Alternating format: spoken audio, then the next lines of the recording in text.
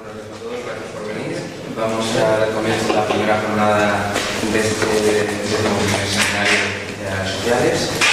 Contamos con la inestimable colaboración del profesor Fernando Estremón, del Departamento de Teoría Económica y Historia Económica. Fernando Estejas es un profesor que nos ha ayudado mucho a colaborar con la asociación y es de los pocos que, desgraciadamente, en el sentido de que en esta universidad solo se enseña la corriente, por así decirlo, mainstream. La corriente neoclásica es de los pocos profesores que se aleja de ello y considera que es esencial que los estudiantes tengan una enseñanza más pluralista y con otros puntos de vista que nosotros que ha habido mientras tanto.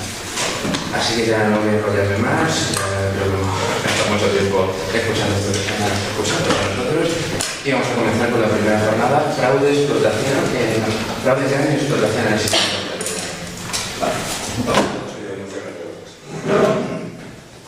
Buenos días. Aquí veis, he llegado pertrechado con 4 libros y este que también son libros, el 5º libro. Obviamente no puedo contar una conferencia o una charla que dé estos 5 libros enteros, pero sí que los he traído para luego enseñarlo, para que los ojéis, para que veáis que existen simplemente, lo cual es la razón. Son libros todos de la biblioteca, menos este, pero podéis sacar y os pueden dar una pista de algo que existe y que sin embargo es muy desconocido en donde los ambientes académicos, aunque en el mundo real pues sí, es más que conocido y todos conocemos de lo que voy a hablar. Bien, lo que voy a hablar hoy es de algo que sucede en el mundo real cada vez más importante. Es que el nivel, el volumen de delitos en el mundo económico está creciendo y ha crecido en los últimos 30-35 años de una manera exponencial. Delitos. Los delitos significa eso, es lo que significa un delito. Es decir, infracciones a la legalidad. En términos, digamos, más generales podemos decir infracciones incluso a la moralidad o a la moralidad antigua.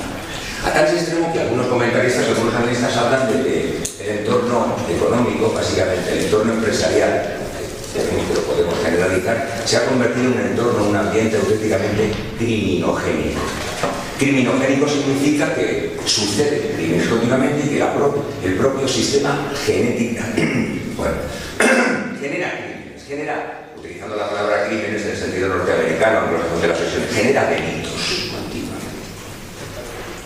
La importancia de esta capacidad generadora de delitos, criminogénica, del entorno económico es tal que hay algunos economistas que piensan o que ascriben precisamente a un conjunto de delitos cometidos en algunos concretos sectores de la economía, por ejemplo el sector financiero, la responsabilidad de la crisis financiera, de todas las crisis financieras que han sucedido en los últimos 30 años, que todas han afectado al mundo de la vida cotidiana. Es decir, a la hora de explicar la crisis financiera, pues hay que buscar el comportamiento delictivo de buena parte de algunos miembros muy reputados, muy importantes, dentro de algunos sectores concretos, por ejemplo, básicamente el sector financiero.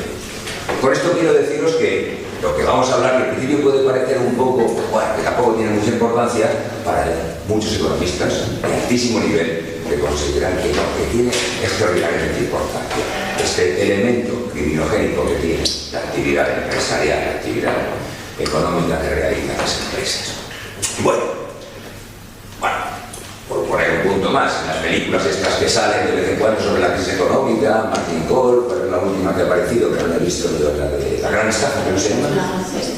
Bueno, pues, continuamente observáis que hay gente que comete delitos. Y estos delitos, desde vale, son delitos financieros, y estos delitos financieros, el gran problema que tiene es que luego se convierten en las interacciones que existen entre el sistema financiero y los sistemas reales se convierten en situaciones de desempleo masivo. Por lo tanto, ocurre que los delitos económicos no son una cosa pequeña, no se tienen importancia. Obviamente hoy no me puedo referir a todo tipo de delitos que suceden en el entorno económico, de tal manera que he restringido mi intervención, que parece muy ambulosa, a solamente voy a tratar 3, por decirlo así: la explotación, el fraude y el engaño. Con eso, ¿qué quiero decir? Me voy a dejar, porque no me da tiempo, es imposible tratarlos todos, otro enorme delictivo que existe por ahí. Pero podéis inventaros o imaginar qué cosas hay en este saco. Podéis hablar del fraude fiscal, del blanqueo de capitales, de la financiación del crimen organizado y de las actividades terroristas. Todo esto son delitos, obviamente. O también podemos hablar de los delitos que las empresas cometen entre ellas.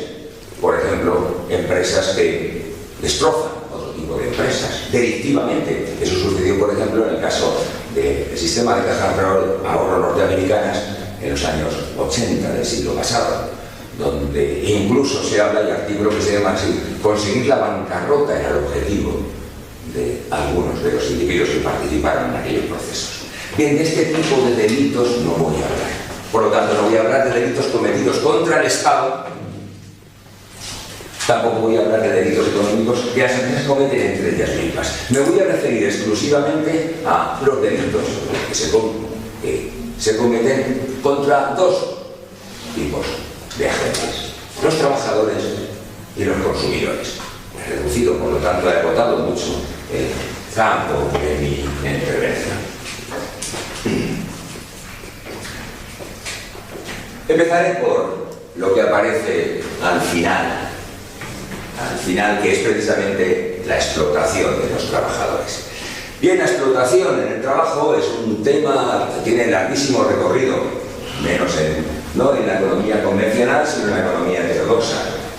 Si alguno no lo sabe, se lo digo, toda la economía marxista y parte de la economía keynesiana bascula en torno de esta idea de que en el sistema económico capitalista los trabajadores son explotados por el capital. Sobre ella es la base, digamos, la piedra angular sobre la que se constituye la economía marxista. Prácticamente hay muy pocos economistas marxistas que podáis llegar a conocer a lo largo de vuestra vida, porque son muy inexistentes en el ambiente académico español. Pues creo que debe haber un par, tres, escondidos por ahí. Existen algunos que queden algunos reductos en Estados Unidos y en Gran Bretaña, en esto no se encontraréis ninguno. Es decir, que lo que ahora vamos a hablar de el modelo o las crímenes o los delitos cometidos contra los trabajadores, la nueva forma de enfocar este tipo de delitos no aparecen dentro del modelo marxista de explicación del mundo. ¿Qué ha sucedido? Porque nos hemos encontrado que los trabajadores crecientemente son explotados dentro de los entornos laborales. ¿Cuál es el nombre que esto ha recibido técnicamente? Ha recibido un nombre. Ya tiene un nombre, por lo tanto ya tiene una entrada en la Wikipedia. Cuando alguien consigue tener una entrada en la Wikipedia, ya ha llegado al rango de un ser filosófico de ser. El nombre que ha recibido, y lo podéis buscar en la Wikipedia, está en inglés, porque en castellano todavía no está, es wage theft. ¿Cómo lo podríamos traducir? Más o menos, yo como no sé mucho inglés, diría robo salarial en general. Robo salarial. Pero tampoco eso sería acotar demasiado a qué nos estamos refiriendo. De tal manera que voy a hablar de una aproximación que se llama wage theft. ¿Qué viene a decir el wage theft? ¿O qué abarca? Pues lo podríamos definir de la siguiente manera: cualquier situación laboral que incumple la normativa estatal respecto a las condiciones de trabajo, o bien lo que se ha pactado en un contrato laboral y que perjudica a los trabajadores de una empresa. Eso sería la definición de wage theft. En consecuencia, es una forma de explotación semejante a la realizada por Marx, aunque no es estrictamente, o no encontraréis en ello, marxista. Economistas marxistas, al menos yo los he encontrado, y que se produce en el sentido de que es una explotación que se produce no en el mercado, sino dentro de las propias empresas. El libro quizá más referente que podéis encontrar o que le guste investigar sobre esto, por supuesto está referido solo a Estados Unidos, es este: Wage Theft in America. ¿Por qué millones de americanos no están siendo pagados y qué puede hacerse al respecto? Es un libro recientísimo. Tendrá 4 o 5 años, ya ha abierto un debate profundo del sistema. Formas en que se produce este wage theft. Las que voy a decir inmediatamente os van a sonar a todos. Y Y si no suenan a todos todavía, que no estéis en el mercado de trabajo. O mejor dicho, no estáis trabajando. Y si no estáis, se lo podéis preguntar a algunos compañeros o a algunos amigos o familiares que estén en ese mercado. Veamos. Se distinguen 5 grandes grupos de estas formas de hueste. En primer lugar, obras extraordinarias. Se dice que se habla de un robo salarial cuando las obras extraordinarias no son remuneradas conforme a lo establecido por la normativa laboral. Bueno, pues podéis ir a preguntar a compañeros que estén trabajando qué pasa con las obras extraordinarias. Tanto la legislación laboral a nivel de rango oficial establece cómo tienen que pagarse esas obras extraordinarias. En la práctica encontraréis que muchas veces ni se pagan. Segundo, salarios mínimos. Es muy frecuente que tampoco se paguen los salarios mínimos. Tercero, mala clasificación. El trabajador realiza tareas con diferente y superior clasificación de lo que aparece en su contrato. Por ejemplo, es muy frecuente que trabajadores por cuenta ajena aparezcan como trabajadores autónomos. En cuarto lugar, los autores hablan de lo que se llama deducciones ilegales, que suelen venir asociadas a otras formas de hueste. Por ejemplo, las deducciones fiscales asociadas a un contrato oficial cuando la remuneración real es inferior a la del trabajador. También esto se habla en casos americanos cuando existen contribuciones a fondos de pensiones que aparecen y que no pagan directamente los trabajadores y no lo pagan las empresas. Sería otra forma, ¿no? En quinto lugar, lo que se llama el western en sentido estricto. Se refiere a no pagar a un trabajador por el trabajo efectuado, incluyendo trabajos extra, trabajos en la hora de la comida, etc.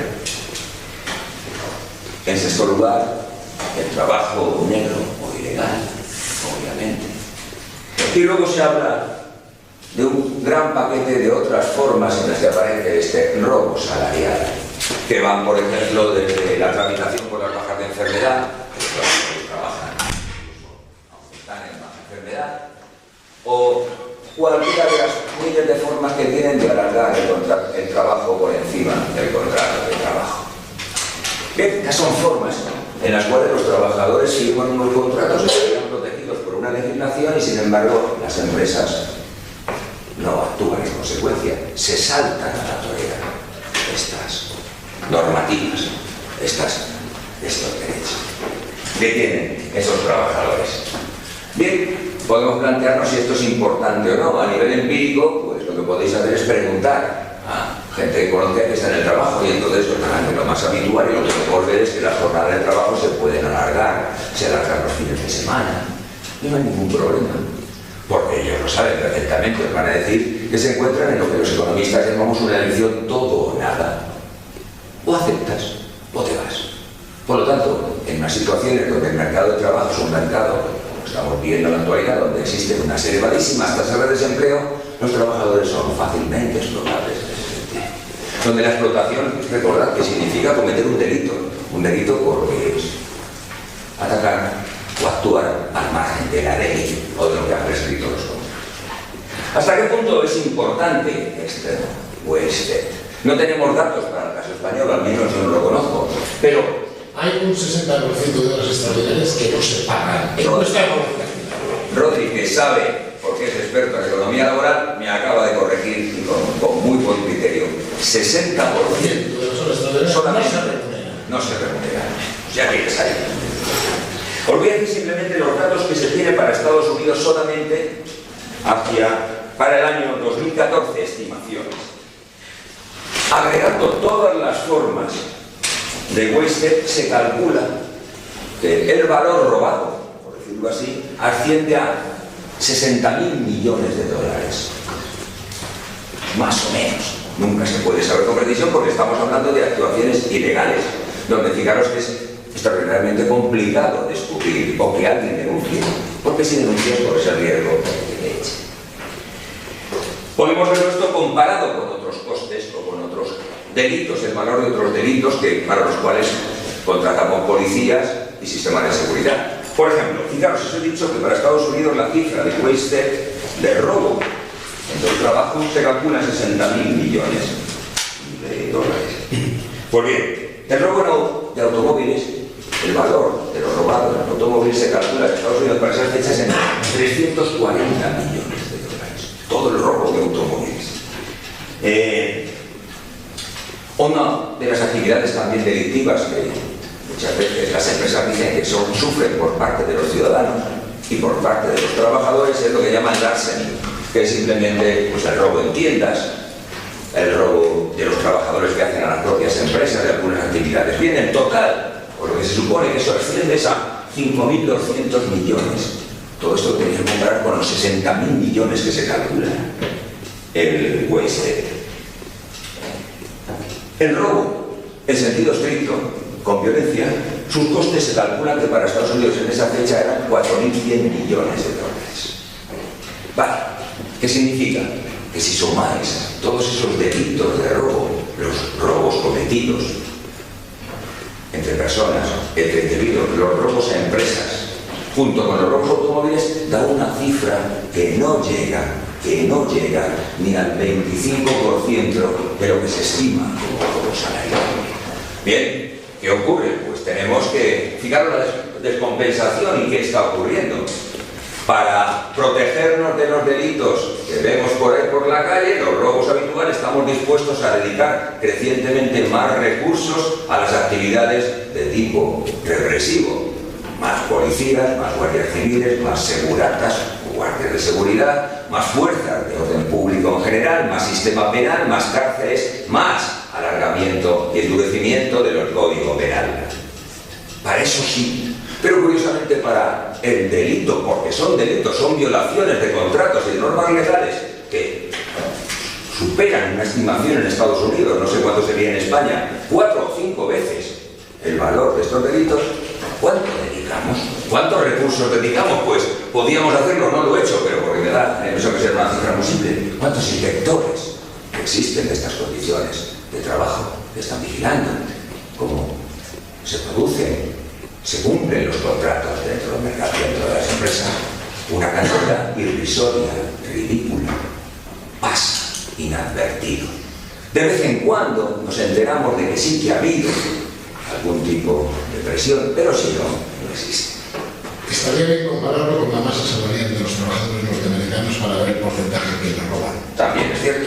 Pues, como veis aquí, lo que pueden salir es ideas para hacer trabajos de fin de grado o trabajos que tengáis que hacer con Rodri o algo así, los que estén estudiando economía laboral, pues acaba de sacar un tema posible al respecto.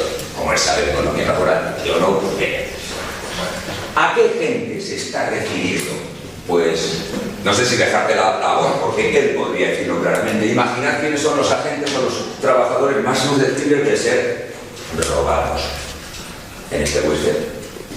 Pues trabajadores inmigrantes, por supuesto ilegales, legales inmigrantes, mujeres, trabajadores menos educados.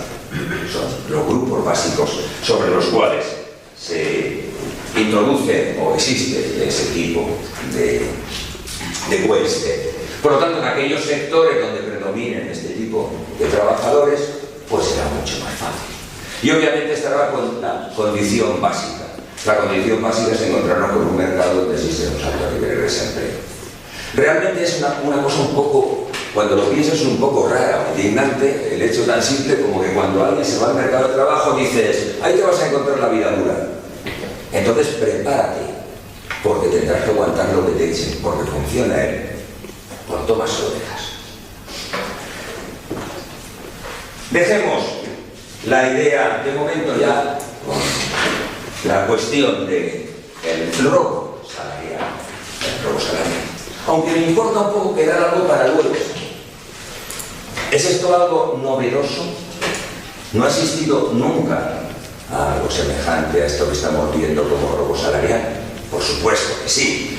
Nos podemos ir al siglo XIX, a las condiciones de vida de la población trabajadora, en los comienzos, a mitad de la industrialización, y entonces veríamos que la situación, si cogemos y leemos a Dickens, pues sería una situación todavía peor, porque pese a todo, gracias a las inversiones y el crecimiento económico, estamos mucho mejor que en el siglo XIX, incluidos los trabajadores que son robados.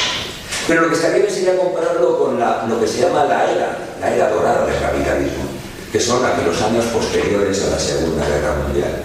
Son los años donde existe lo que un viejo maestro nuestro, que se llamaba David Anisi, llamaba un pacto keynesiano.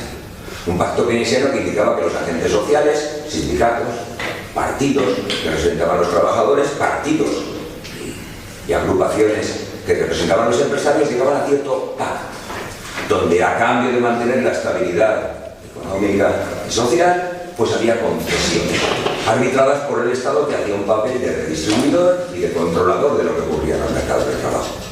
Todo eso se ha caído como un castillo de naipes a partir de los años 80 del siglo pasado. Ha desaparecido ese pacto keynesiano. De tal manera que ahora el mercado de trabajo es más, se parece más. Y sobre todo lo que sucede dentro de las empresas, la ley de la jungla es mucho más clara. Todo eso, ya te lo tenéis que saber ya. Es decir, tenéis que salir ya llorados de la facultad. Cuando entréis en una empresa, os van a dar bien. Es decir, olvidaros de eso que sale de que todos sois el número uno. No.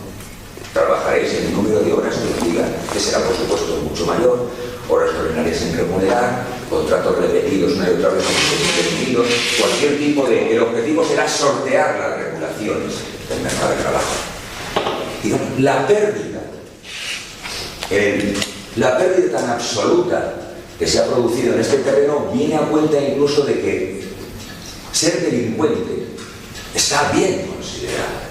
En el sentido que ocurre lo siguiente: los empresarios dicen que tienen que crear, que son los que crean trabajo, y lo tienen que hacer independientemente, y que lo correcto es eliminar cualquier tipo de restricción a lo que sucede dentro de las empresas. Que hay que cargarse, hay que eliminar todo tipo de regulación, que eso es lo que los economistas les dicen que hay que hacer. Bueno, volver a salir de la jungla directamente. De tal manera que no está mal ser ilegal, no está mal ser delincuente en este sentido, porque es que es lo que prescriben los modelos de teoría económica. De tal manera que existe incluso una justificación teórica ser un delincuente. El hundimiento del sistema moral ha llegado a esos extremos. Dejo ahora esta economía asociada al robo salarial y paso a las otras dos que yo quería analizar hoy hablando de esto. La economía del fraude y del engaño a los consumidores, que va a ser el centro de mi exposición hoy. Lo primero es que, como siempre que nos intentamos afrontar un fenómeno social, el fraude y el engaño, que en principio parecen ser muy similares, es hacer una diferencia conceptual, porque no es lo mismo fraude que engaño. Normalmente para la gente común, digamos, que no está en el ambiente, un entorno como este y más o menos académico, pues fraude y engaño son lo mismo. Alguien que te fraudulento que te está engañando, alguien que te defrauda, que te ha engañado. Eso es nuestro mundo cotidiano. Pero no, lo que aquí vamos a intentar es diferenciar técnica, o mejor dicho, conceptualmente, el fraude del engaño. Recordad que estamos ahora dedicándonos al comportamiento de los consumidores. Pues bien, distinguiremos ambas dos cosas. Empezaremos con fraude. ¿Qué deberemos entender por fraude? Pues por fraude habremos de entender aquella situación en la cual al consumidor se le venden bienes y servicios que, si estuviese bien informado, no hubiera adquirido. A eso lo llamaremos fraude. Es decir, que el fraude aparece cuando hay un problema de información. Información por parte de los consumidores.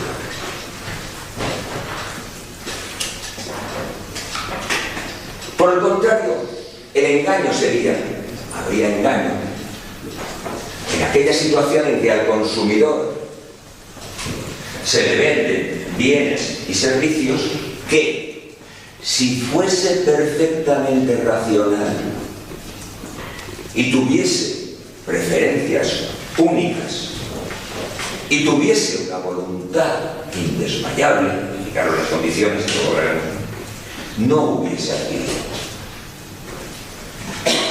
Aquí ya no es un problema de información, es un problema de cómo es el agente, el comprador, el consumidor. Fijaros, estoy diciendo que hay engaño cuando alguien compra algo que, si fuese un homo economicus perfectamente racional, con una voluntad totalmente clara, indesmayable, indestructible, no hubiese adquirido. Son dos cosas diferentes.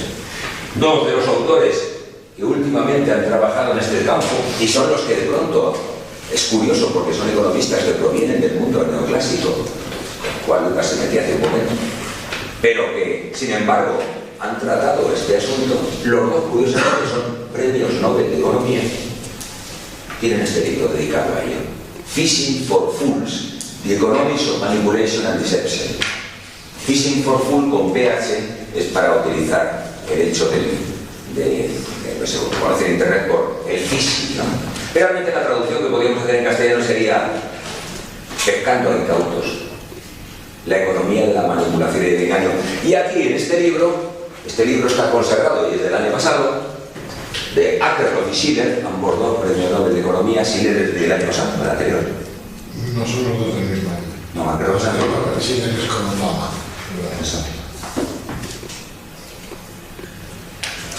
Schiller es del 2013.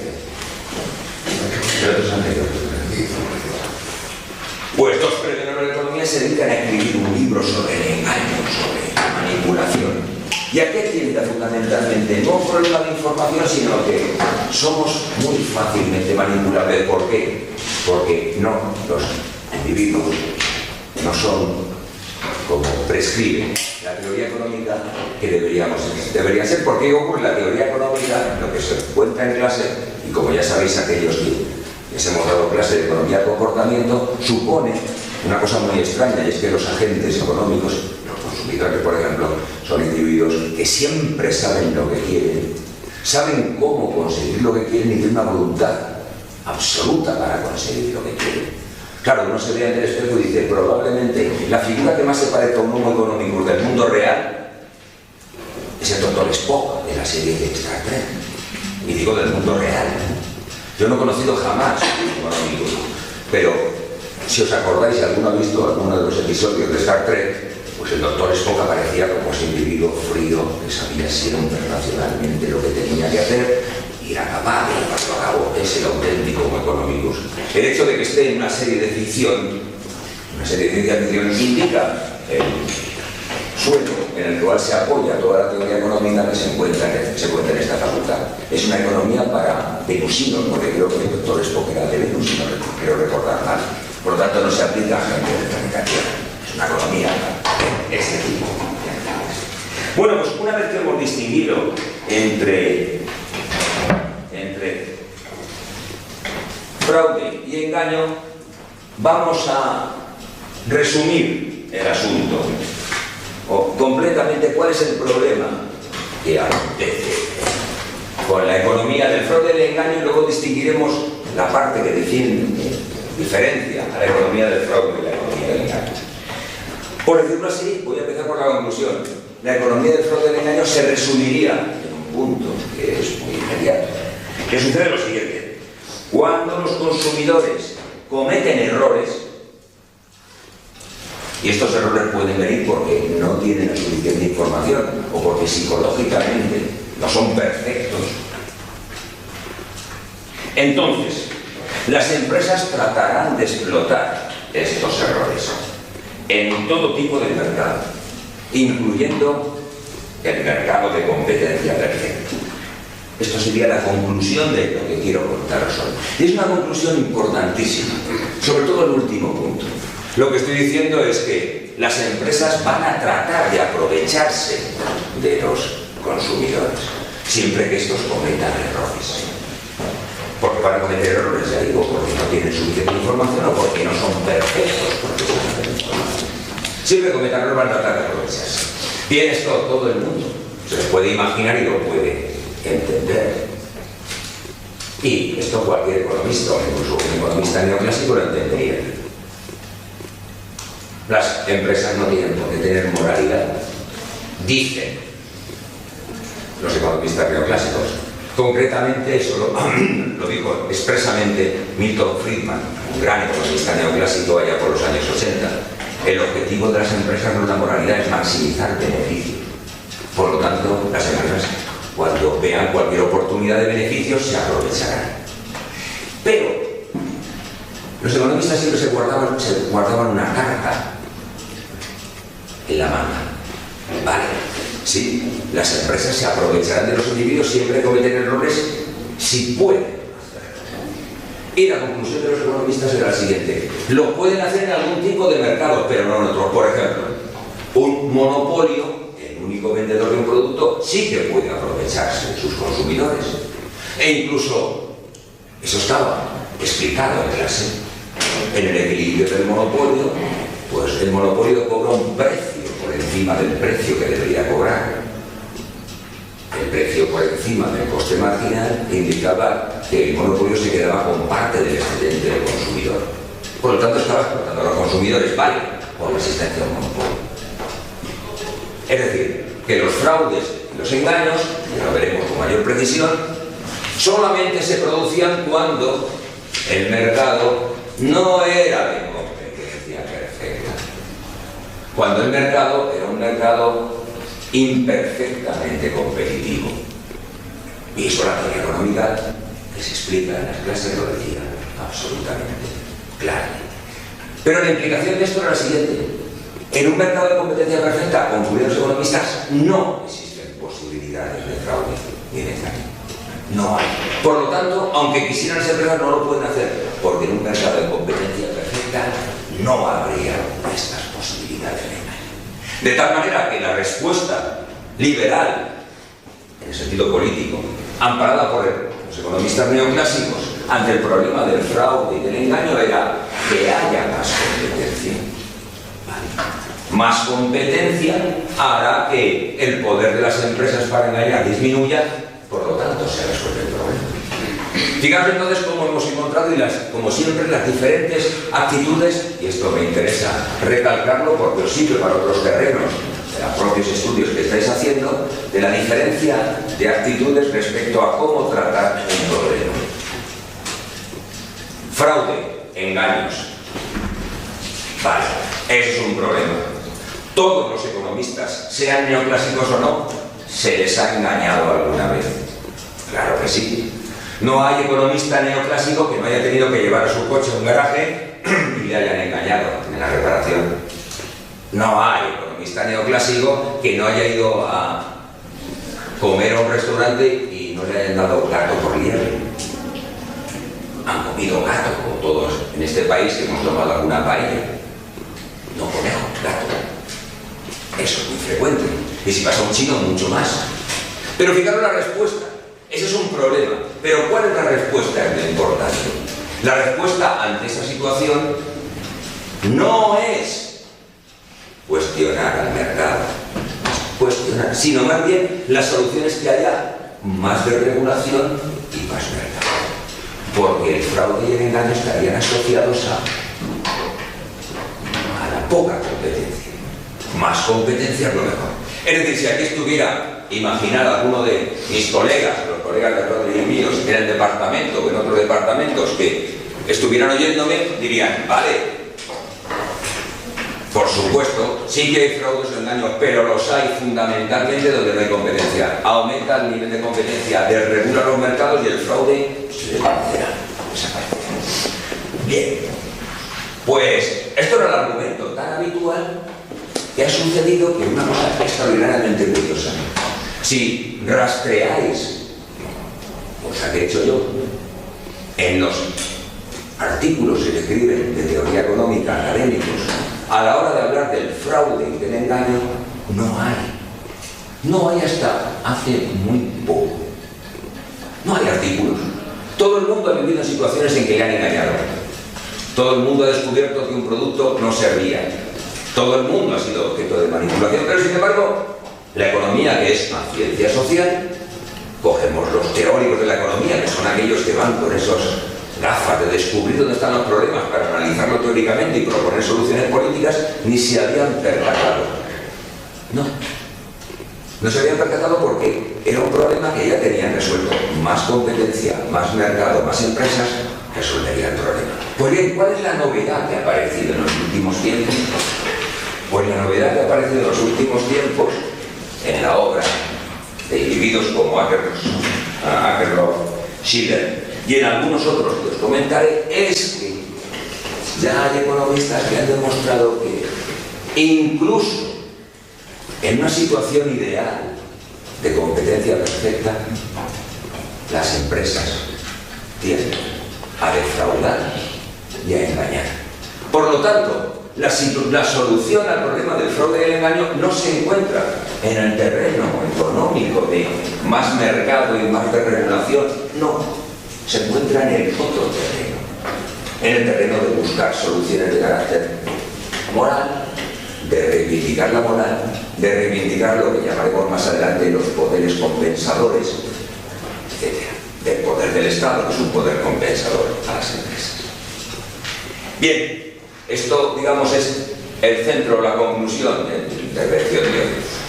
Ahora me voy a referir más concretamente a la economía del fraude y luego a la economía del engaño, para que veamos cómo funciona esto. Empezaré con la economía del fraude y dejaré para el final la economía del engaño.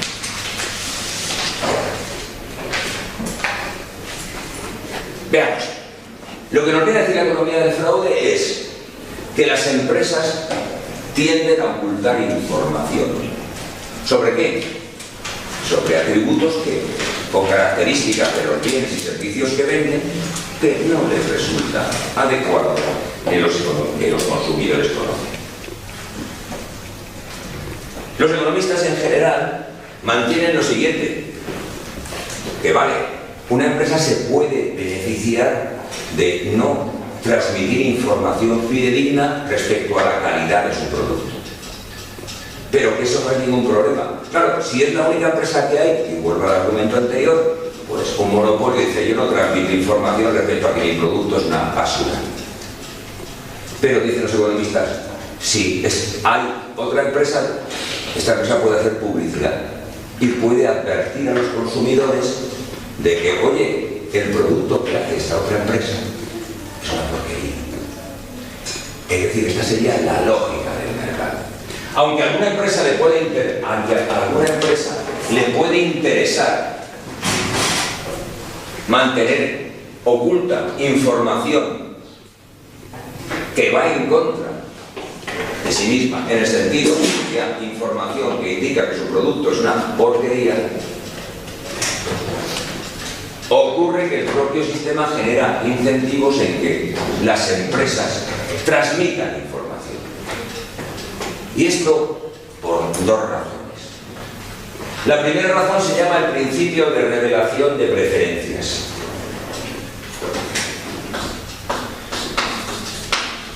No, principio de revelación de información, perdón.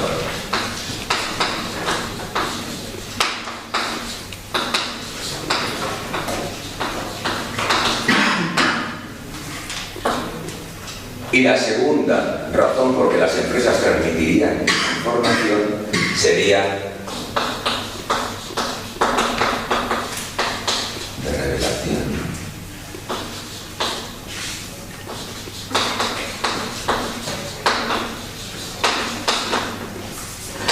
de información negativa de otros, de información positiva propia.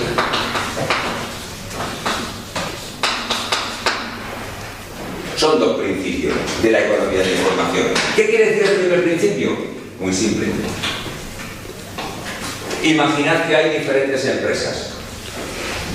Tienen que informar respecto a la calidad del producto que venden. Entonces, ¿qué ocurre? Pues yo sé que mi producto es una porquería. Entonces no tengo ningún incentivo de decir a los consumidores, si compras mi producto te va a durar un mes. ¿Vale? Yo no tengo ningún incentivo. Pero fijaros que si hay otra empresa que produce un producto similar, que es de mejor calidad, la otra empresa tiene incentivos en revelar la información y decir, yo hago un buen producto que dura 2 años. ¿Qué ocurre? Principio de la revelación de la información positiva propia. Si yo no transmito información respecto a la calidad de mi producto, hago que los consumidores piensen lo siguiente: si este individuo, esta empresa no está transmitiendo información, es que su producto es una caca, ¿no? Es una porquería. De tal manera que yo tengo incentivos en transmitir la información que me es más rentable, la información positiva. Este principio de revelación de la información positiva propia es un principio que los economistas de la información han cogido del mundo de la biología. Os voy a contar cómo lo cuenta Robert Frank en su libro de Introducción a la Economía, cuando habla, aunque algunos lo conocen, pues lo he contado en clase algunas veces. Imaginad una charca de ranas por la noche. Hoy es probar a las ranas, ¿vale? Y algunas proban más, otras proban menos. Croar es una actividad un poco arriesgada, porque si croas, si una rana está croando, pues está transmitiendo información de dónde está, luego puede aparecer un depredador y comérsela, ¿vale? Ahora bien, croar también es una señal que le sirve para aparejarse. Las ranas macho, que son más grandes, croan, y al traerse a las hembras se produce el emparejamiento. ¿Qué sucede? Pues si una rana no croa, está transmitiendo información de que es una rana muy pequeña, porque el volumen sonoro de croar está asociado al tamaño de sus propios cuellos y actúan como caja de resonancia. Entonces, ¿qué ocurre? Pues imagina que tienes diferentes tipos de ranas, que tienen diferente calidad. Calidad en cuanto a capacidad. Unas son más pequeñas y unas son más grandes. Si os dais cuenta, la rana que es más grande, que ya lo sabe, tiene incentivos a probar, porque quiere señalizar su posición en las hembras, aunque corra un riesgo. Pero la que tiene una calidad inferior, tiene un tamaño pequeño, también tiene incentivos a hacerlo, porque si no proba ella, ocurre que lo que está transmitiendo es una señal negativa, es que yo soy de las pequeñitas. Luego, todas tienen incentivos en mandar una señal. Principio de la revelación de la información positiva de la calidad de los propios productos. Primer principio que haría que cada empresa tuviera incentivos a señalar su información. Si señaliza correctamente la calidad de esos productos, no habría fraude, ¿vale? Luego, este es el primer principio que los economistas dicen para justificar el que no haya fraude. Principio de la revelación de la información positiva propia. Y el segundo es lo que también os lo he dicho. El segundo principio es que cada agente, cada empresa, tiene incentivos a transmitir o revelar la mala calidad de los demás. Es decir, cada empresa tiene incentivos a decir: yo produzco bien, y adicionalmente, su producto es una porquería. Con estos dos principios, los economistas resuelven el problema del fraude. Cuando estos dos principios son efectivos, entonces no habría fraude. Ahora bien, en la realidad hay fraude, hay engaños, hay básicamente fraude. Estoy hablando básicamente de fraude. ¿Por qué puede haber fraude? Aquí es necesario introducir una ulterior clasificación, una clasificación que se debe a un economista llamado Philip Nelson, que hace mucho tiempo. Philip Nelson distingue entre diferentes tipos de circunstancias en los bienes y servicios que favorecen la presencia del fraude. Y él distingue entre las características o atributos de los bienes y diferencia tres tipos de características. Lo que llama search, atributos, search, o search goods. Nosotros lo podríamos traducir como bienes o atributos de búsqueda. ¿A qué se refiere por search goods, bienes o atributos de búsqueda? Se refiere a aquel conjunto de bienes y servicios en los cuales un consumidor es capaz de detectar antes de comprar el producto las características del mismo, los atributos del mismo. Es decir, Tú antes de comprarlo puedes saber las características del bien que estás comprando. Antes de comprarlo. A esto se llama bienes o atributos de búsqueda. A continuación, describe o define lo que llama experience goods, que serían bienes o atributos de experiencia.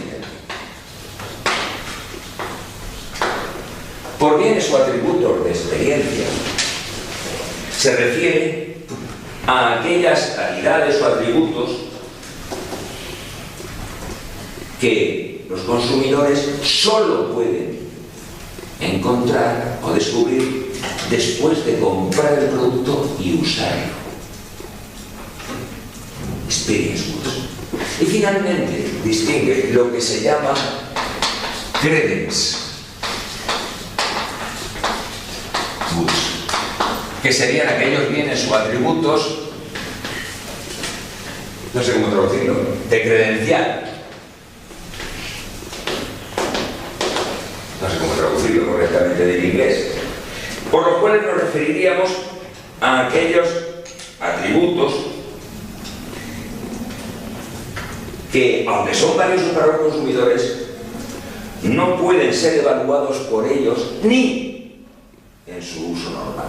Tú no sabes si, por el uso normal, si el atributo es correcto o no, no puedes descubrir la calidad de lo que has comprado, ya que descubrirlo exige una información adicional de adquisición muy costosa.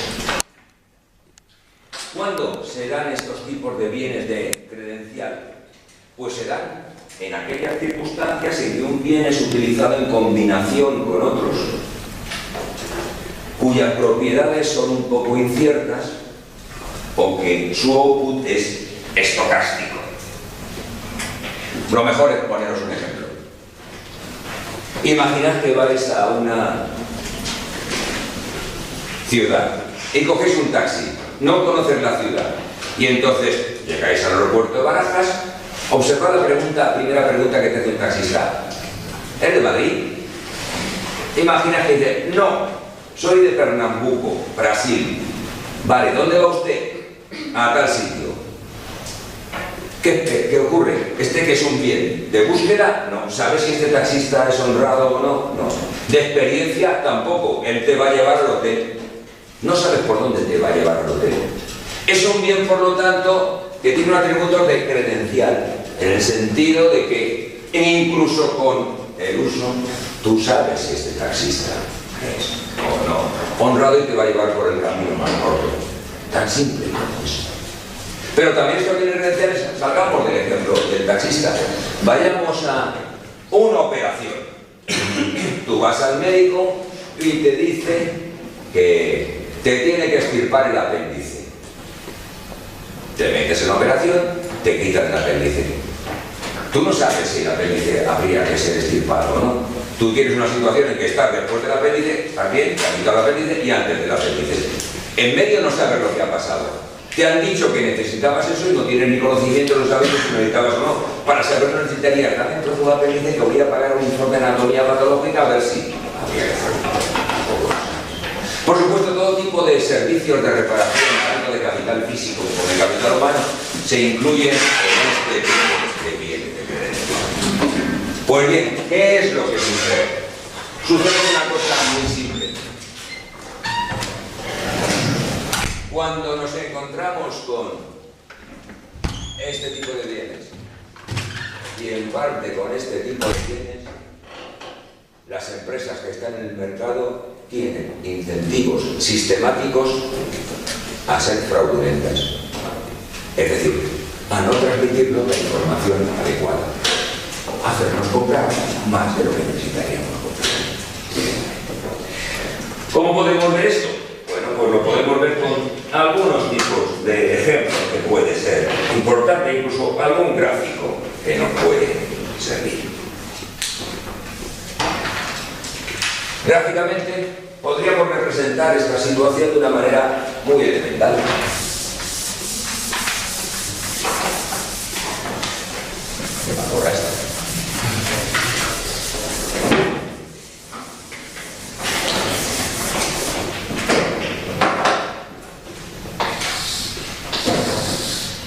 Aquí tenemos nuestro habitual gráfico.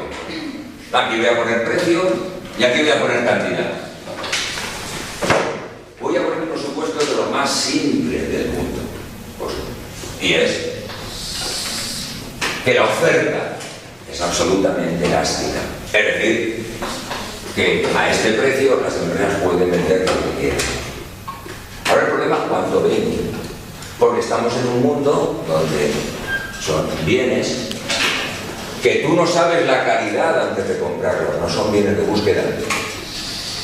Son bienes o que descubrirás a posteriori, después de haberlo comprado, la calidad, o bien son bienes que ni siquiera después de su uso puedes saberlo, son bienes de credencial. ¿Qué sucede? Que entonces tu demanda, ¿dónde está? Tú no sabes cuál es la demanda. La pregunta es, ¿qué demanda? Para saber y la cantidad correcta. Vale. ¿Quién sabe exactamente cuál debería ser tu demanda? No la sabes tú, la sabe el experto que te dice cuál es. Y entonces, ¿qué tenemos? Tenemos diferentes demandas. Tenemos la demanda de un consumidor experto. Vamos a llamarlo demanda sub X. De un consumidor perfectamente informado, perfectamente racional. Un consumidor experto. Realmente la demanda del experto sería la demanda del propio productor del servicio. Ahora bien, con arreglo a esta demanda, significa que tú deberías de comprar un sub X unidades. Pero el experto dice, no. Tú necesitas hacer un viaje más largo desde Barajas hasta tu hotel. Tu demanda viene por aquí. Esta es la demanda fraudulenta.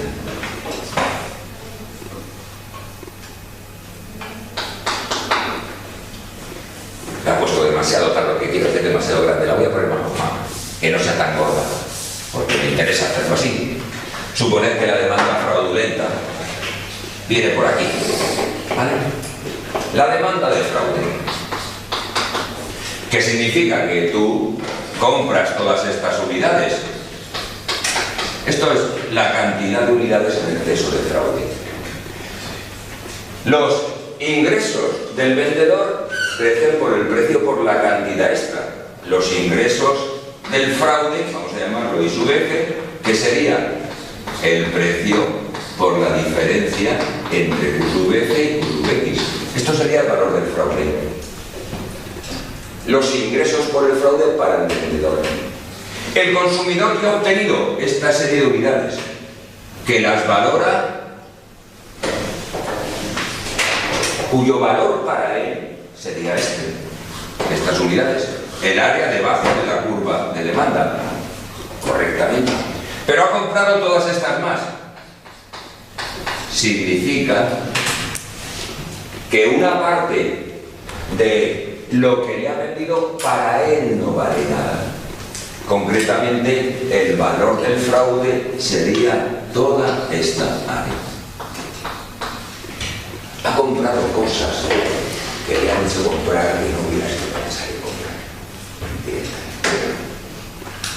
Bueno, esto sería una formalización de todo el proceso de fraude. Existe una situación de fraude cuando tú no sabes cuál es la demanda y entonces te dicen lo que tienes que demandar. ¿Cuál es el problema de aquí? Esto está clarísimo. El problema que se plantea a continuación una serie de economistas es, vale, esto lo hace una empresa, pero otra empresa puede tener el incentivo siguiente, y es decirle a este consumidor, oye, que te han hecho comprar unas unidades que su valor para ti es diferente a lo que pagas, te has sido engañado. La idea sería que en un mundo competitivo otra empresa podía decirle al consumidor que este te engaña, cuya demanda es mayor. Eso es el argumento tradicional. Porque este argumento tradicional ha sido rebatido de una manera completa. Es un modelo que ha aparecido en el Quarterly Journal of Economics en el año 2006. Obra de dos economistas, uno, un catalán, en Estados Unidos se llama Xavier Gabais, y un señor llamado, un inglés llamado David Leeson, que aclara el mecanismo por el cual se produce este fraude y la competencia no resuelve este fraude. El modelo matemáticamente es muy complicado, así que os voy a contar simplemente la forma en que funciona el argumento para un caso concreto y particular. Un caso concreto y particular. El caso concreto y particular es el siguiente. Suponed que el coste medio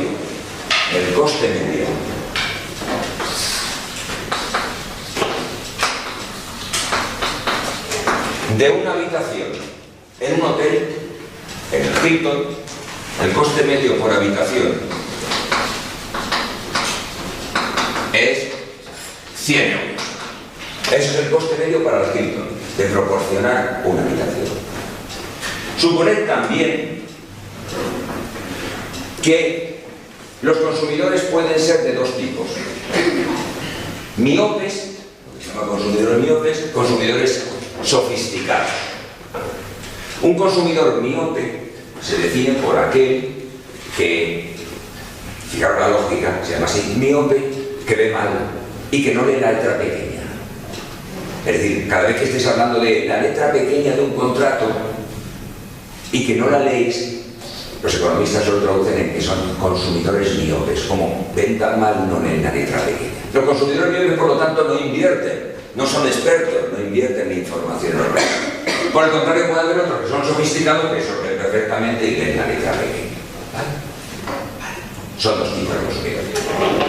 Inicialmente, suponed que todos los consumidores son miopes, es decir, les cuesta mucho leer la letra pequeña y no la leen directamente en los contratos. ¿Qué tiene la habitación del Hilton? Vale, el coste es de 100. Pero una habitación de un hotel no solamente es pagar la cama, sino que existen también una serie de add-ons. ¿Qué son los add-ons? Pues son los extras. Los extras pueden ser servicio de habitaciones, lo que pagas por tomarte una botellita de whisky, la televisión, los canales de televisión de pago, el parking del hotel. Esos son los aditamentos, la utilización de la piscina, masajistas, todos esos son los add-ons. ¿Qué aparece en la letra pequeña? Vamos a suponer adicionalmente que la provisión de estos add-ons no le cuesta nada al hotel. Podríamos cambiarlo, pero en el modelo vamos a suponer que forma parte de los costes fijos. No le cuesta nada proporcionar estos extras. Y que cuando un consumidor utiliza el Hotel Hilton, una habitación del Hilton, vamos a suponer que acaba pagando por término medio 20 euros el gasto en add-on. Son 20 euros. 20 euros es lo que acaba pagando. Bien. ¿Qué puede hacer entonces el Hotel Hilton? Su coste para el medio de habitación es 100 euros, coste incluyendo el beneficio normal, como ya sabéis de micro. Y esto es lo que suele pagar un consumidor medio en extras.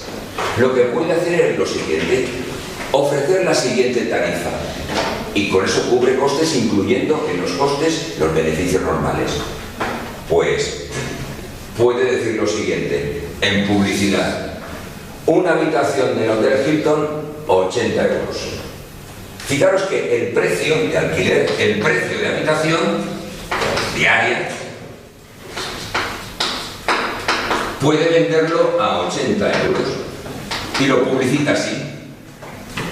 Tú dices, uy, qué barato, el Hilton, me voy al Hilton, pagas 80 euros. Como no has leído la letra pequeña, acabas pagando 20 euros más. Luego cubres los costes de la habitación, que son 100, ¿vale?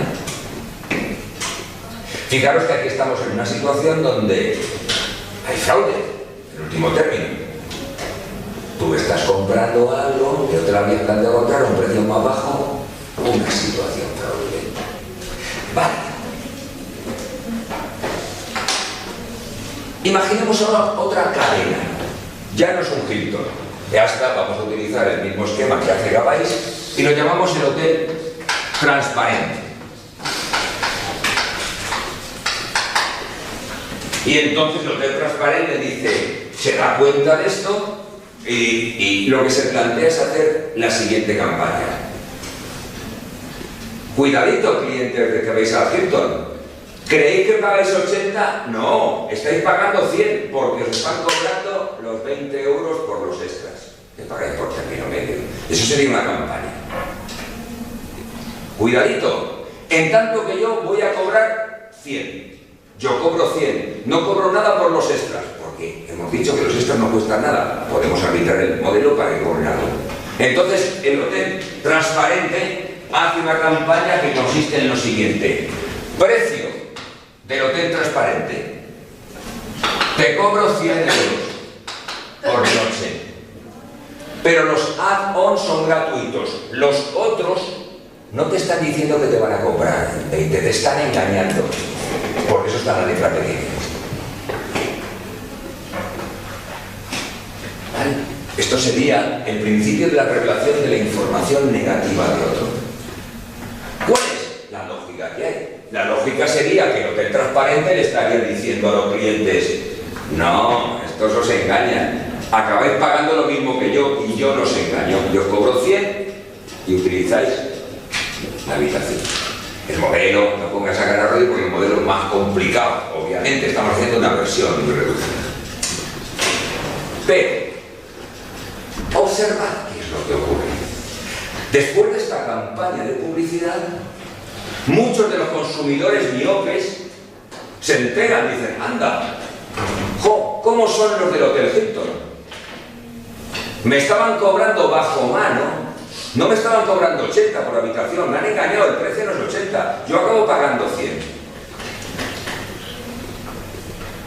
Entonces, ¿qué significa? Que algunos de los consumidores miopes se convierten en consumidores sofisticados. Porque estos consumidores sofisticados se han descubierto gracias al otro que hay una letra pequeña en el contrato. ¿Pero qué efectos tiene esta información? Porque no tiene un efecto extraordinariamente curioso. El efecto extraordinariamente curioso es que no pasa nada. Y el hotel transparente no le quita un solo cliente al Hilton. ¿Por qué razón? Porque ahora que yo soy un cliente del Hotel Hilton, me doy cuenta de que el Hilton, ¿cómo son? Me cobran 80, pero luego bajo mano me hacen pagar hasta por el agua. Me tomo una botellita de agua y me cobran 20 pavos. Como yo ya lo sé, ya no me dejo engañar. ¿Y entonces qué hago? Vale, me voy al Hilton, pago 80 euros, pero la botellita de agua me la compro en el chino de la esquina. Resultado de hacerme con un consumidor sofisticado, no permito que me explote el Hilton, que me engañe. A continuación lo utilizo yo. Lo utilizo y directamente estos extras los compro fuera. El ejemplo de la botellita de agua. En vez de pagarte la botellita de agua 20 euros, la compro en el chino, me la llevo a la habitación y me la tomo. De tal manera que pago 80 euros, me cuesta 5 la botellita y no pago 20 euros. Y al total pago por la habitación 85. ¿Con esto qué significa?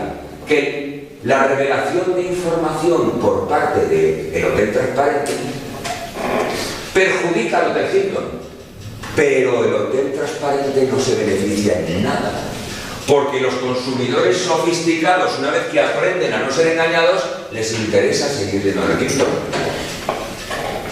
No pagan 80, no pagan 100, pagan 85, más barato de lo que ofrecen en transparente, aun en condiciones de competencia perfecta. Significa, y esto es un ejemplo, el modelo, que en competencia perfecta no hay ningún incentivo por parte de las empresas en educar a los consumidores de las otras.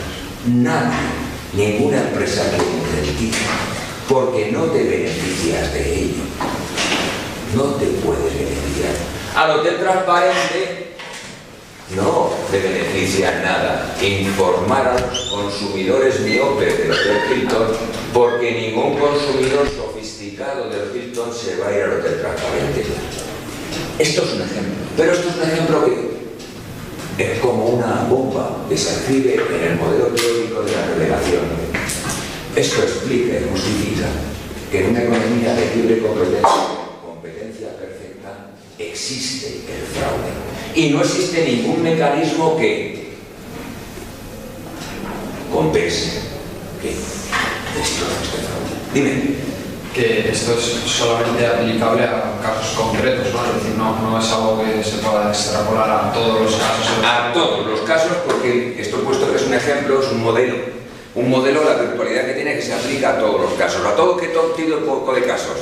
Estos autores lo están extendiendo a otros casos, pero por ejemplo ocurre también con las políticas de las empresas financieras de atraer clientes. Vente conmigo, que yo te voy a cobrar menos por el primer depósito o por la utilización durante un tiempo, y luego la letra pequeña está, y te doy la tarjeta gratis primer año y luego te pego. Y si utilizas esta tarjeta, te cobro más. Fijaros, un consumidor experto que sabe leer la letra pequeña y no se engaña, dice, vale, me voy a aprovechar de la primera ventaja, me da la tarjeta, la utilizo y luego, al cabo del primer año, la rompo y no la utilizo. O un consumidor sofisticado. Yo tengo incentivos en decir que el otro banco es mentira, que luego te va a cobrar mucho más. No tengo incentivos en educar a los consumidores ajenos. Es decir, este modelo se aplica en general. Y lo que viene a decir es que en este tipo de situaciones no existe ninguna fuerza interna a la lógica del mercado libre, a la lógica de la competencia, que lleve a evitar el fraude. Esto es una bomba de relojería. Porque fíjate que esto estamos hablando de un caso, un ejemplito, os puedo decir el modelo general, que es un modelo, no es que sea complicado matemáticamente, es un poco farragoso porque hay muchas variables en todo esto para explicar cuando hay. No es ilegible, lo podéis leer cualquiera, no exige matemáticas muy elevadas, pero es un modelo general. Pero fíjate que se aplica siempre que existe letra pequeña, que es donde normalmente está el fraude. Cuando estamos hablando del fraude, que es un problema de información. Entonces, esto que justifica o explica todas aquellas situaciones en que la gente de pronto descubre que había letra pequeña. Todos lo sabemos.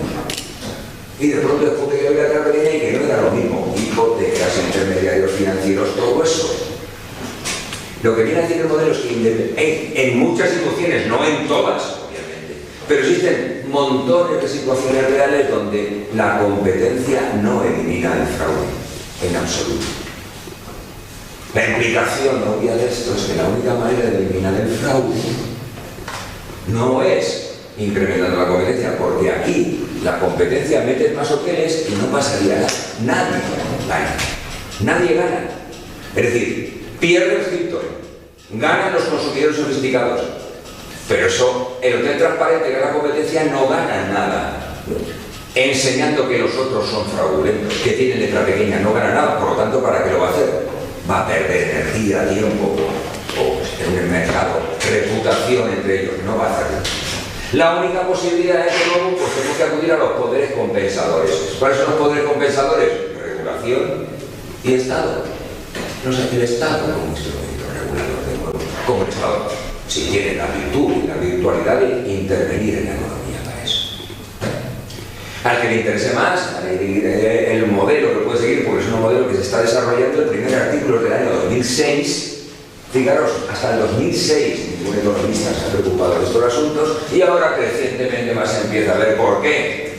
Porque nos damos cuenta de que el nivel de fraude, sobre todo en algún tipo de mercados, mercados financieros, mercados de vivienda, mercados de reparaciones, es brutal, es bajera. Siguiente historia. La economía del engaño. La economía del engaño, a diferencia de la economía del fraude, se basa en que las empresas se aprovechan de los errores cometidos los individuos por sus propias debilidades.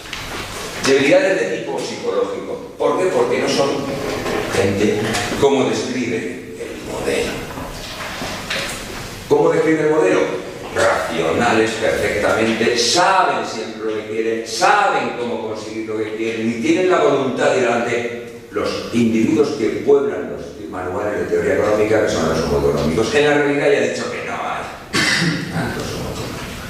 Al contrario, los economistas del comportamiento han encontrado desviaciones sistemáticas de ese comportamiento de los económicos. El origen de toda esta literatura arranca de un economista muy despreciado en los departamentos de teoría económica y que la gente, sin embargo, lo conoce la gente de la calle. Se llamaba John Kenneth Galbraith. John Kenneth Galbraith, en el año 1958, o sea, hace ya 58 años, escribió un pequeño y magnífico libro que se llama La sociedad opulenta. Luego escribió unos años más adelante uno que se llama El nuevo estado industrial. Y en estos libros se atrevía a decir una herejía que lo convirtió en un absoluto hereje por parte de los economistas, y es que los individuos no saben, en muchos casos, lo que quieren. Que a un individuo se le enseña a preferir cosas. Se le enseña qué le debe de gustar directamente. Por lo tanto, significa que los gente no somos solo económicos. Yo sé, en muchos casos a mí se me dice que me debe de gustar, pues, los pantalones de colores, porque ahora se llevan. Yo no he nacido con unos genes que me digan los pantalones de colores, pero ahora se llevan lo que te tienen que gustar. Y curiosamente todos reconocen que cuando está la moda de uy, qué espantoso, cómo iba vestido la gente antes. La gente que iba así antes se creía que era elegantísima. Y ahora se ¿cómo iba con esas pintas? Entonces no eran esas pintas, uno va. Las preferencias son manipulables. A todos que me oyen, les digo que hay un libro que deberían de leerse de un tal Roberto Cialdini. Es un psicólogo social. Y entonces he clasificado en un libro que se llama Influencia, está también aquí, todas las formas posibles en que se nos puede manipular. Les ha metido dentro de 5 grandes apartados: reciprocidad, gusto, defensa de la autoridad, sin acuerdo, aversión a la pérdida, escasez. No me puedo meter mucho en ello. Son las maneras en que de pronto respondemos y cambiamos nuestras preferencias. Pues bien, lo que han descubierto estos psicólogos sociales, son la base de la economía del comportamiento, es que esto es más que habitual, es absolutamente frecuente. Cambiamos nuestros gustos, nuestras preferencias. El mercado y las empresas cambian nuestras preferencias. ¿En qué sentido? Dirían aquellos que visitan. En el sentido peor para nuestros intereses. ¿Cómo podemos teorizar esto? Bueno, pues a partir de un economista llamado Sen y algunos otros, se habla de lo siguiente. Se habla de que tenemos 2 tipos de preferencias. Preferencias normales y metapreferencias, que son preferencias sobre las propias preferencias. De tal manera que podemos evaluar los cambios de preferencias. Y la idea es que esto funciona en un sentido que el propio mercado siempre favorece aquellas preferencias que preferimos menos tener. Para poner un ejemplo, porque si no ha quedado un poco confuso. Imaginad que la misma situación en 2 lugares distintos completamente. 2 bares a altas horas de la madrugada. El mismo individuo, un individuo que está soplando de una manera descomunal. Está borracho, tiene algo más de lo que antes se llamaba un pelete lúcido, lo lleva bien. Y entonces está en el bar, son las 3 de la madrugada y en los 2 bares, imaginaos un experimento mental, piden que le pongan un gin tonic más o un whisky más. Entonces, hay una diferencia. En un bar es el bar de la esquina de su casa donde le conocen. El otro bar es un bar normal y corriente del mercado. Está en el mismo estado. Dice, aquí me estoy refiriendo a este señor que se llama George, que ha escrito un libro que se llama Polución de Preferencias. En un mercado libre, en un mercado donde todas las empresas son iguales, a los vendedores les interesan solamente las preferencias que más dinero te dan. Tú me pides un whisky, aunque estés borracho como una cuba, ¿tienes pasta? Te lo sirvo. Vale. Eso es lo que prefieres. Pero ¿qué haría el del bar que conoce a este cliente, conoce a su familia, conoce su estado? Diría, vete a dormir y no te sirvo una copa más, que vas bien cargadito ya hoy. Todo el mundo entiende la historia, ¿no? Fijaros cuál es la diferencia. La preferencia del individuo, la expresada en el mercado, es la misma. Quiero que me sirvas una copa más. Aunque lo digan plan cantoso porque hemos dicho que está borracho como una cuba. Pero fijaros la respuesta diferencial. La respuesta diferencial depende del tipo de mercado en que estamos. Si estamos en un mercado común y corriente, de alta competencia, yo, el otro camarero, digo, hombre, una de las que tú quieras. A mí me da igual, cada vez que tienes una copa, ingreso caja. A mí me interesa vender, voy maximizando beneficios. Me interesa que sigas las preferencias. Y cuanto más beban, mejor. Sí, hombre, ya te veo que estás muy bien, estás muy a gusto, tómate otra. Eso más. ¿Qué hace el otro, la taberna de la esquina? Le dice, ya no, porque sé que mañana vas a estar hecho polvo, que así no puedes estar, que vete a dormir ya, porque no vas... No, renuncio a ganar dinero, porque estoy siguiendo tu meta preferencia, porque sé que tú preferirías no tener la preferencia de beber más. ¿Vale? Porque si bebes, ya sabemos que bebes, esto acelera, se te calienta el paladar, sigue bebiendo. Fijaros la diferencia. ¿Por qué no? Que David George y compañía, ya que lo que sí le han descubierto es que el mercado sistemáticamente tiende a favorecer aquellas preferencias menos preferidas, porque son aquellas que implican ningún tipo de restricción al uso del mercado. Y son aquellas que, por lo tanto, más benefician a las empresas, aunque perjudiquen a los propios individuos. Arqueología dice que nosotros tenemos dos tipos de preferencias. Las preferencias del mono que llevamos dentro, que se preocupa por lo inmediato, por la satisfacción inmediata, y las metapreferencias, que son aquellas que están en la conciencia, la moralidad, hombre, esto no habría que hacerlo, me gustaría, pero me tengo que restringir. Más ejemplos de metapreferencias, la habitual que se coloca, el tabaco. No hay fumador que diría, me gustaría que no me gustara fumar, pero sigo fumando. Muy poquito dice, no, es que me guste, prefiero seguir fumando. Es decir, me gustaría que no... A ver, uno dice, me gustaría que no me gustara hacer esto, significa que está hablando en términos de metapreferencias. Pues bien, Albert sí les dice que el objetivo de los cambios en las preferencias que hacen las empresas es a favor de las preferencias más inmediatas que favorecen los gastos y los ingresos. De tal manera que los consumidores acaban siendo engañados, a esto le damos economía del engaño, porque se aprovechan de su debilidad psicológica, que es la característica de cualquier ser humano real. Que tenemos, nuestro cerebro está compuesto de un cerebro reptiliano, mamífero y el consciente, pero el de las urgencias es el cerebro más primario, el cerebro de mono, que dice la reflexión. Y esto lleva a los individuos, a las empresas a fomentar. Y finalmente, y acabo. Fijaos, entonces nos podemos encontrar con una suerte de historia. Las empresas, cada empresa está inserta en un curioso juego económico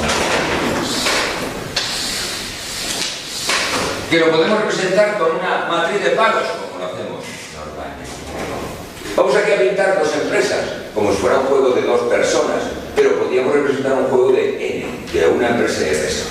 La empresa A y la empresa B. Cada una de las empresas tiene dos opciones. Invertir en publicidad para engañar al consumidor, para hacerle cambiar sus preferencias, o no hacerlo. Tiene estas dos opciones. ¿Cómo podemos llamarlo? Engañar, no engañar. No engañar, engañar. ¿Vale? Tenemos aquí los pagos. Ahora hay que rellenar esto de los pagos. Y podemos rellenarlo de muchas maneras, pero vamos a rellenarlo de una manera especial que puede ser útil para entender lo que estamos viendo. Vamos a llamar esto X y Z, K.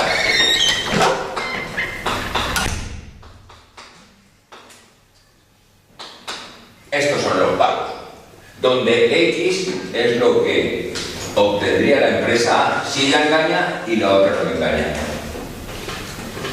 Y es lo que obtienen las dos empresas si las dos engañan. Z es lo que obtienen las dos empresas si ninguna engaña. K es lo que obtiene la empresa A si ella no engaña y la otra engaña. Y el orden de los pagos es el siguiente: X mayor que Y mayor que Z mayor que K.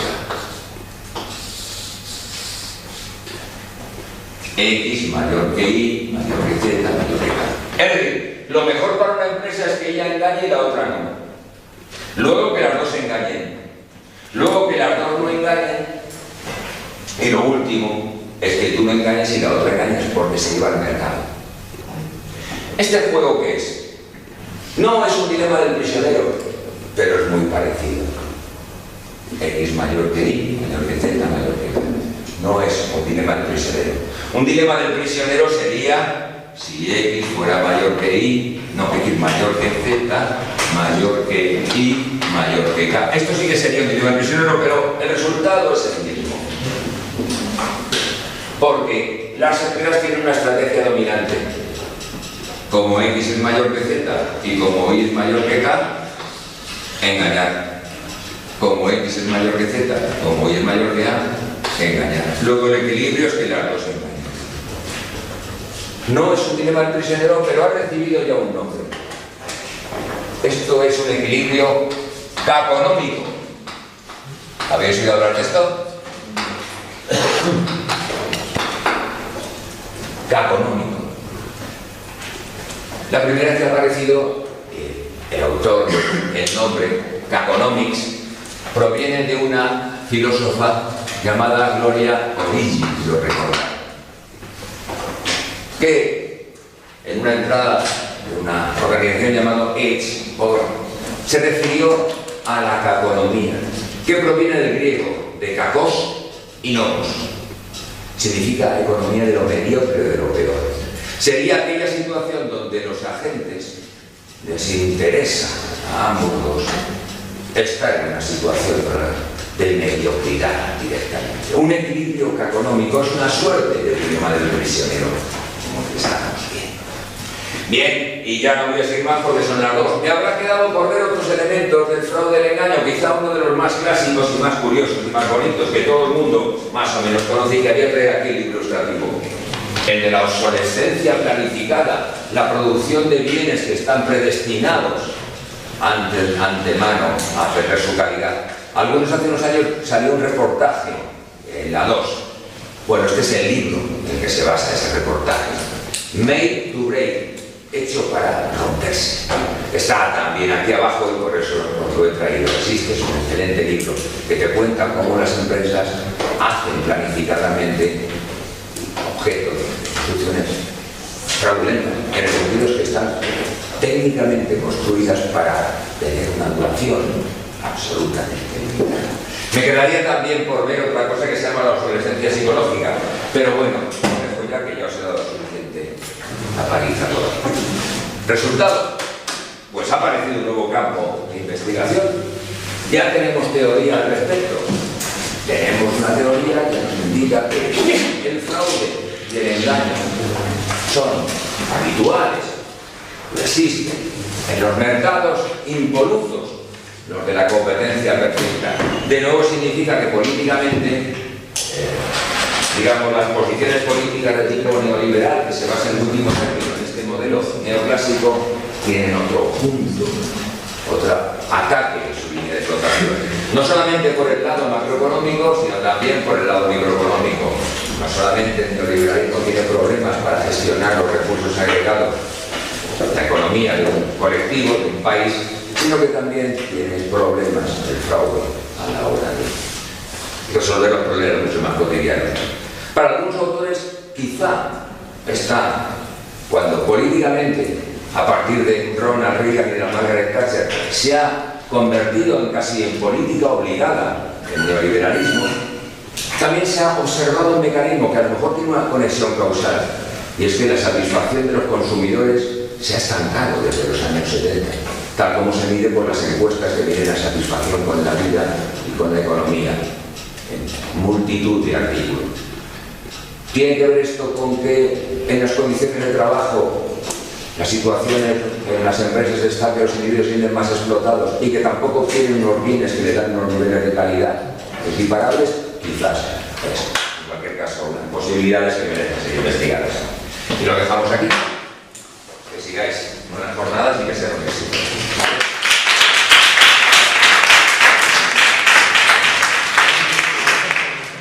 Preguntas. Pero son las 2:05, pero vamos, ¿queréis alguna pregunta?